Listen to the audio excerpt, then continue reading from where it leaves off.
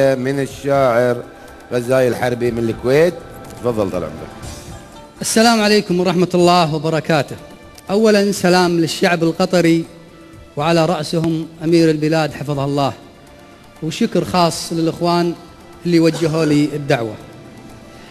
كل ما سويت من شعري شطر، قلت هذا الشطر ما فيه اكتمال، ثم سرجت الفكر واهملت السطر. يوم صار الوضع بدع وارتجال، ومن صدوق المدح في دولة قطر صرت أنا وبيوت شعري في سجال. شيخ أهلي بالتطور ما نطر، باذل جهده على طول الليال، فيض جوده مثل هتان المطر، وحب شعبه للبشر أبسط مثال. وبالشجاعة يوم وقفة الخطر تشهد الخفجي على فعل الرجال.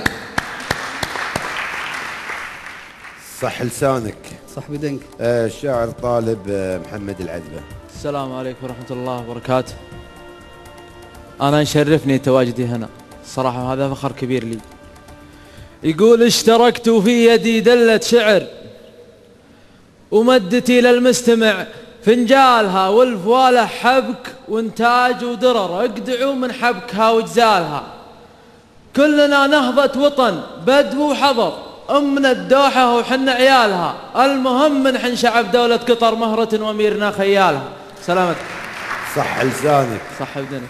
والشاعر محمد سالم المري، الله يمسيك بالخير وبطاقة تعريفية. يهز جذع القصيد وتورق غصونه، يعلم تفلاق حبه والله العالم، تخضع لنطعه بنات الفكر موزونه، هي هكذا لاشتهاها محمد السالم. السلام عليكم. صح لسانك.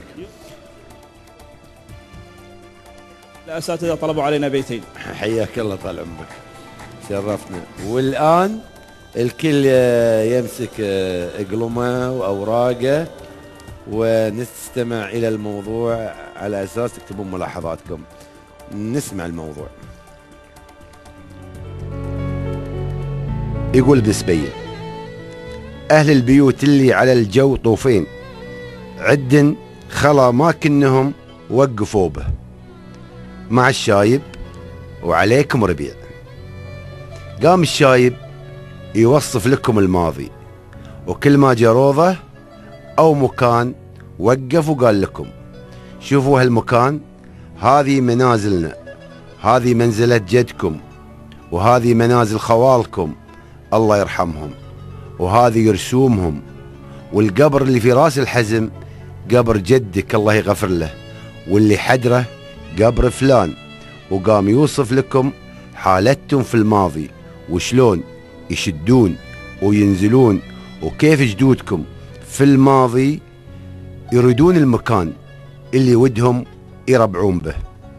وقال لكم الشايب: شوفوا يا عيال عيون الماء، في الأوليات نقطن عليها بالحلال، في الصيف الأزول. مشاعركم من خلال هذه الصورة.